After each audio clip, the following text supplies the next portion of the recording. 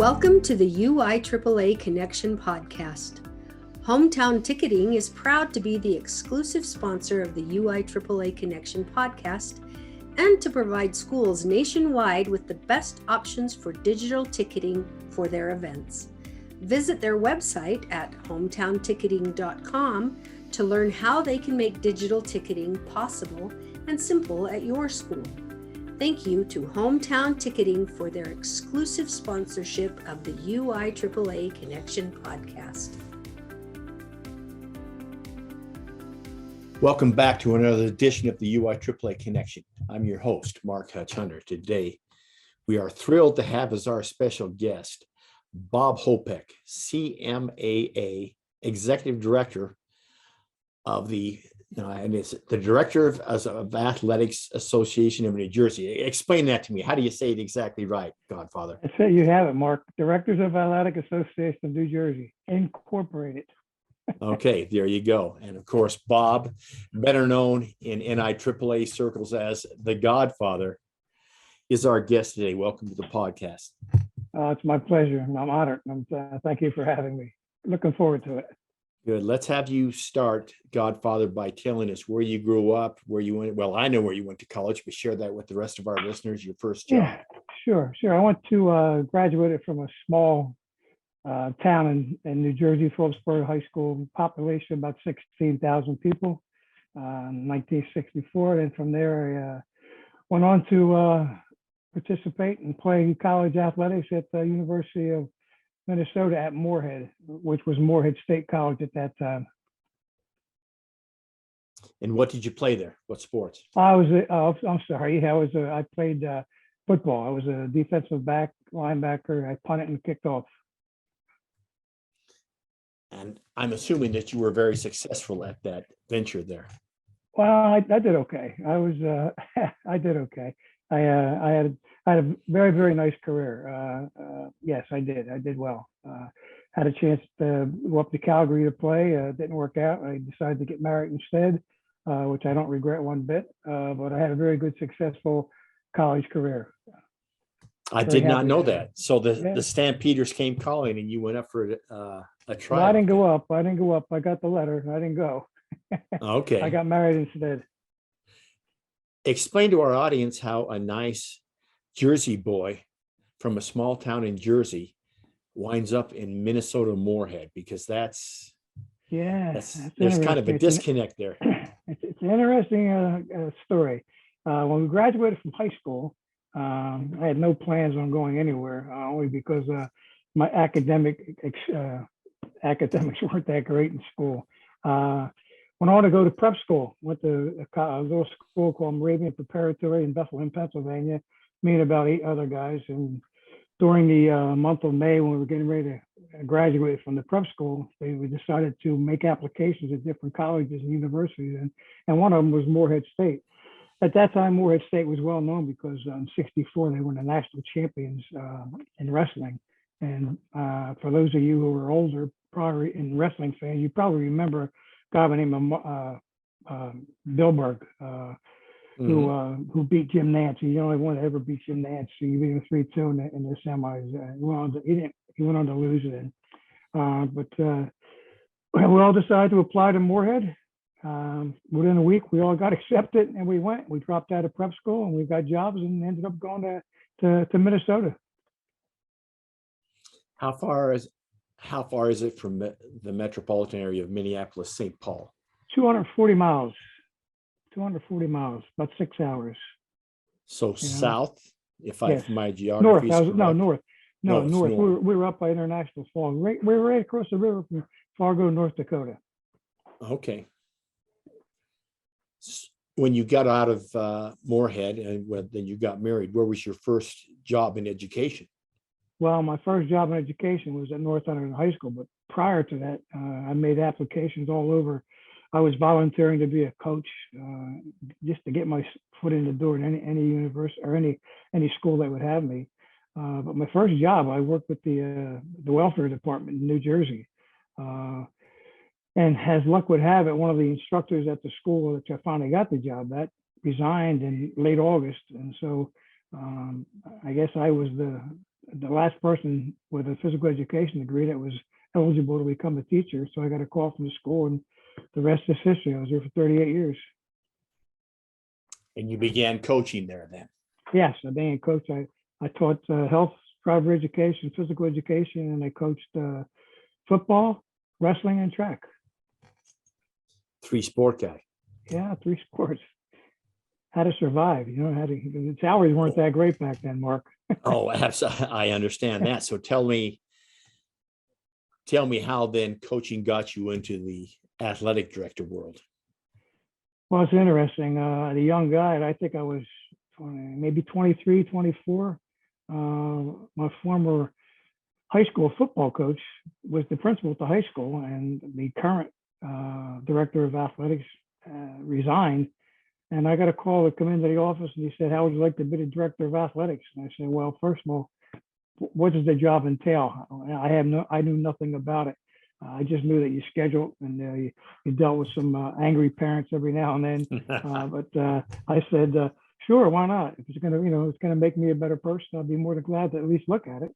So that was it. I became an athletic director at a very young age, 24 years old, at a Group 4 high school, which is one of the bigger ones in New Jersey at the time. Dealing with people twice my age, trying to make things work for everybody. What year was that, Bob? It was in 1970. I got the job in 69, 72, 73 school year. Yep. So by comparison, I was just out of high school by 1 year then. And you were already in AD. I appreciate that. Well, now that. Let's talk for a minute about the mentors you've had in your life, parents, teachers, coaches at a young age, and then in the athletic director world. Yeah, well, that's an interesting question, Mark. I really, let me try to answer it like this. I really don't remember if I had any real good mentors in high school. The only reason I really went to school, this is interesting, might as well tell a good story for you. I got cut my senior year of high school from the football team. And I was very disappointed. I really went to school to play football, believe it or not. And again, I was very successful. I ended up getting a scholarship after my first year. I guess the only mentor I really had, or the person I really looked up to a lot, was my JV football coach, who gave me an opportunity, and was kind of disappointed that I got cut from the team as well. Other than my dad and my grandparents, they were my biggest supporters. Excellent. Now let's talk for a minute about the nickname, the moniker you have as the Godfather. And I want you to share with our audience here in Utah and across the nation how it is, because everyone in the NIAAA knows the Godfather. And so how did that come to be? Well, that's a good question. I think it's because of my suits, the pinstripe suits I wear. And maybe because I have a little accent when I talk about Vinny and Guido and a few of my other buddies that I can send to you if you have a problem. But I think it was all because of the suits and because of the Jersey reputation we had. Well, let's talk about some of those suits, because as you well know, I'm the proud owner. Yes, you of are. A former Hopek suit. Actually, more than one. I actually have two. Yeah. And when I went into the Hall of Fame, they mentioned that I was wearing a suit from the Hopek line, and that about brought the house down. So let's talk about, if you had to guess right now, how many suits are you going to take to Nashville? Let me see. Probably 6. Okay. One for each day. We don't start till Monday. I mean, I'm not going to do it in a weekend. There's probably nothing going on the weekend. Monday, Tuesday, Wednesday. No, 2 suits a day. One during the day and one in the evening. There you go. Yeah. Maybe mix it up. Maybe I'll take some sport coats this year. I don't know. We'll see how do you have a tailor, or do you have a haberdasher that you always go to, that's your connection? I need to know this, because people ask me in Utah where I got that suit. And I said, you can't buy this suit in Utah. You have to get it in New Jersey. You got to come to Newark, New Jersey. Got to come to a place called Bella Vista in Newark, New Jersey. It's the same guy I deal with every year. It's a little off the beaten path, but it's a nice opportunity to buy some different suits. As you know, I don't really wear the traditional, blazer and a gray suit. I think I set a little bit of a different trend by the suits I wear. And a sad, not the irony of it, people want to know, do I wear anything other than suits? And obviously I do. Well, that's obvious to those that know, but I know I've probably got, I'm guessing close to a dozen pictures of you and I. Yeah. Now I'm wearing either one of two suits, but every Yep. time I get a picture with you, you're wearing a different suit. Different one. I know. I try to get a couple of different ones every year. I also sent some suits to some other people in the NIAAA. Bruce, Yeah. I sent one to Bruce. I sent one to Doug Kilgore. Doug Kilgore, and That's they the one that both looks like worn those. Yeah, he looks like he's wearing an Italian tablecloth, the one I got for Doug. Yes, we traded jackets in Phoenix because Yeah, mine was that deeper red color, and so I put on his jacket and he put on mine. So that's great. Thank you for sharing that. Let's get back to the serious question now, sure. Bob. Talk about, you started as an AD in 72, so Yeah. that's 50 years ago. Yeah. I want you to talk about the job of athletic director today, athletic administrator, and how it's different from when you first started in 72, when you didn't know anything about it. Well, the first time when I became the director of athletics, the guy who followed threw a set of keys on the desk and said, "Here you go, son. It's all yours. Good luck." I had to do the schedules. I had to pick up try to get officials, get transportation. Plus, when I first took the job, I had to teach as well. I had 2 or 3 classes a day. So it was a little bit different not a little bit, a lot different than what it is today. Today, you have directors of athletics for most part, especially in New Jersey. You got to be certified. You have to have a principal certification in New Jersey to serve in the capacity. In 1983, New Jersey became probably the first state that required certification for directors of athletics because some of the boards of education in our school districts were appointed by the mayors of the city. So you could have appointed a person that was a high school dropout or 6th grade dropout, and he or she could have became the director of athletics at your high school. So we wanted to have some kind of credibility. So we became certified through a long process. The governor finally signed our legislation for us.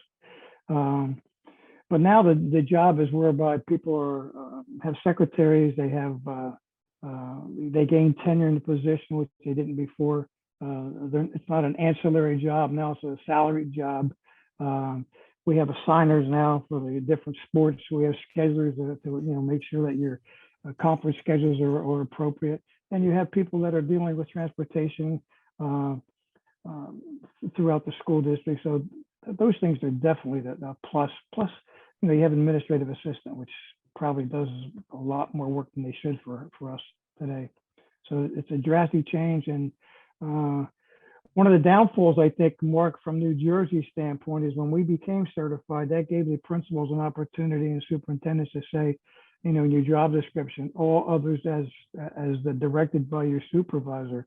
So a lot of ADs became department chair people, dealing with the cafeteria, dealing with the custodians, dealing with the facilities, dealing with different departments. So it became a nightmare. So for what good things that happened, there were some bad issues as well. But I think overall, the certification and us all being certified with the principal certification was a blessing. And that was the biggest change that we made.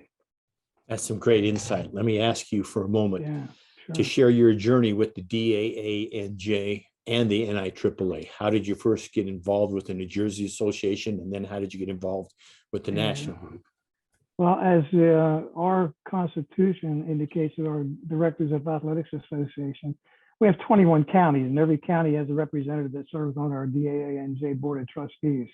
I was from Somerset, Hunterdon County, and when one of our Directors of Athletics from that area retired, he recommended me for the position.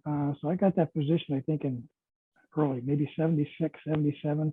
So I was very young on that committee as well. Then from there, I just rose through the ranks in our own association. And then I had the opportunity through our section to represent the NIAAA as on the board of directors, or excuse me, board of executive directors. Yeah. So our turn. So they selected me from New Jersey to fill that position, and that's how I became a member of the executive board of the NIAAA, and it was a great experience. Became part of the certification committee. Credentials committee.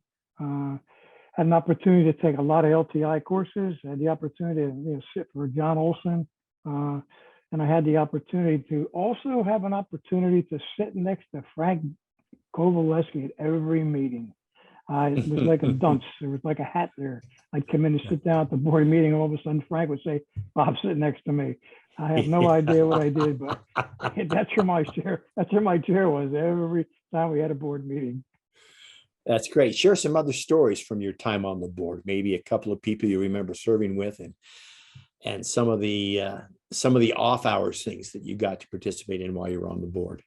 Well, I remember one of the funny stories I think I remember the most, and we still talk about it, was when Jeff Dietze was applying for, I think maybe one of the positions, maybe the president. I don't remember what it was. Anyway, he was a new person on the board, and maybe he was just a new person coming in, and he had to, give an explanation about himself, why he was here, where he was from, and he was going on and on and on. Finally, I pulled my hanky out of my back pocket, and I started waving my white hanky. I said, "Jeff, we surrender." And from that point on, every time we had a meeting, Jeff said, "Is it okay if I talk now? Can I talk now?" So that was very, and that everybody talks about that in our meeting. I made some great friends. Joel Eskelson from Tennessee, obviously now. Kiki from Hawaii. Sure. Obviously, Rich Martin, and you met so many great people throughout your tenure on there. I had an opportunity to spend some time with Bruce, Whitehead. There was just so many great memories of that, but more importantly, just the friendships that we've had. And I've traveled to different parts of the country now because of my relationships with the people I met on the board or through the NIAAA conventions. Some great people, some great memories. Yeah. That's awesome. Let me have you share some of your successes. Before you became the executive director, you were a coordinator for the state of New Jersey. And of course, you were at the September coordinators meeting every year because I'd see you there. Yeah. Let's share some of your successes as the coordinator in New Jersey and share what that was like for our listeners. Well, one of the best things that we did was, I said that when we first, Jersey became, certified. So most of our people really didn't have to take the LTI courses to have any kind of certification, like a CAA or CMAA CMAA next to their name, because you had to have that certification to begin with to serve in that capacity. But we started offering the courses, and I think one of the successes we had was that now we have majority of our ADs are now certified athletic administrators because of our push to offer the courses in New Jersey throughout the state. We just had a workshop on the 31st where we offered 501 to about 33, believe it or not, new ADs. It's hard to keep ADs anymore. With the turnover, it's unbelievable now with the job responsibilities. But anyway, having our people being able to take those courses and become certified with those initials, become so-called expert in the field, which is important to us. And also we were able to get the middle school people involved because of the LTI courses. So I think those are very important issues that we still deal with. And we offer 2 or 3 courses every year during the year, plus at our workshop, we have 3 or 4 courses. That's excellent. Let's talk for a moment now. Talk about the legendary Frank Baldacchino in New Jersey, and Frank retired. And so talk about how you, the Godfather, then became the head of the DAANJ. Well, we only had 3 executive directors. Virgil Sasso was our first one, 1951. We're the oldest organization, by the way, in the country. And then when Virgil passed away, the torch was passed to Frank. Frank then retired 4 years ago, and we had applications. I interviewed for the position. I thought I was at the Nuremberg trials, as a matter of fact, when I interviewed between 9 or 10 different executive board members. I really didn't realize how intensive the interview process was.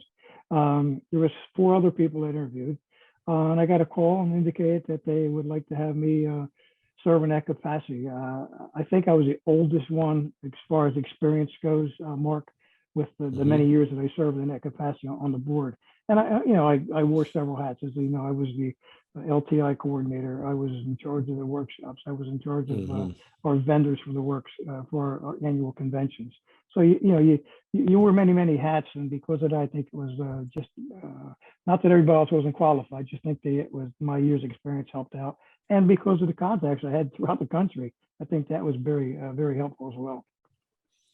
Now, I want to get back to maybe a humorous side here. I was told by a nameless AD in New Jersey, you'll know who I'm talking about, that I need to talk to you. I hate that pop manual. About the DAANJ pop manual. And so I'm asking you right away, because Bobby Rossi said that, well, when you get the Godfather on, you need to talk to about the pop manual. So I'm putting it in your court and let you talk about the pop manual. I hate that pop manual. And I was one of the ones that created it with Rossi.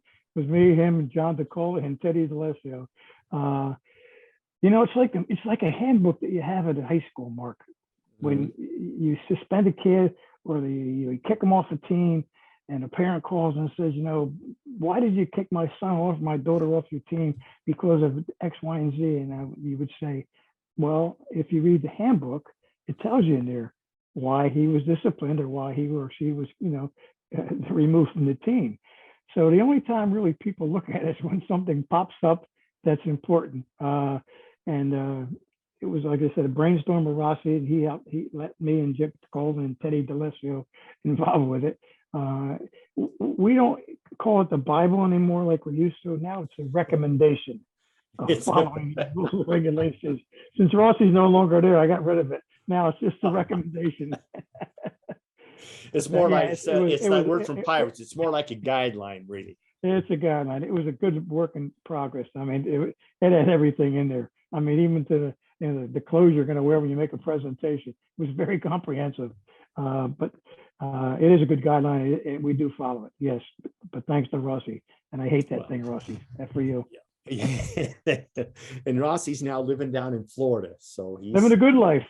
Yeah, he's far away from it. So yeah, and since we're talking about Bobby, a good friend of yours and a good friend of mine, share with our audience, because I'm not sure everyone knows this, the fact that you and Rossi get a chance to attend the Final Four, which is a huge sporting event every year, and talk about how that happened. I know how I had Bobby talk about it when he was on, but I want you to talk about from your end. Bob and I have been going to the Final Four he's been going longer than I've only known for about 18 years. But we meet each year, and we spend some time together.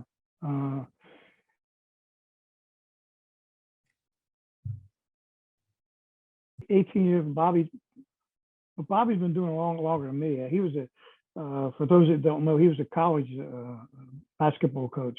So that's how he started going way back when. But we meet up each year, wherever it may be, and we talk about things relevant to the sports, talk about things more importantly about our families and how we're both doing. As I said, Bob and I go back a long way. I was the athletic director at high school, where his school was a member of our conference while he was a basketball coach, serving in that capacity. So we go back a long ways, and became very good friends, and we still are. We talk probably once a week, maybe once every other week. He fills me in on what's going on in Florida, and I fill him in on what he's missing here in New Jersey.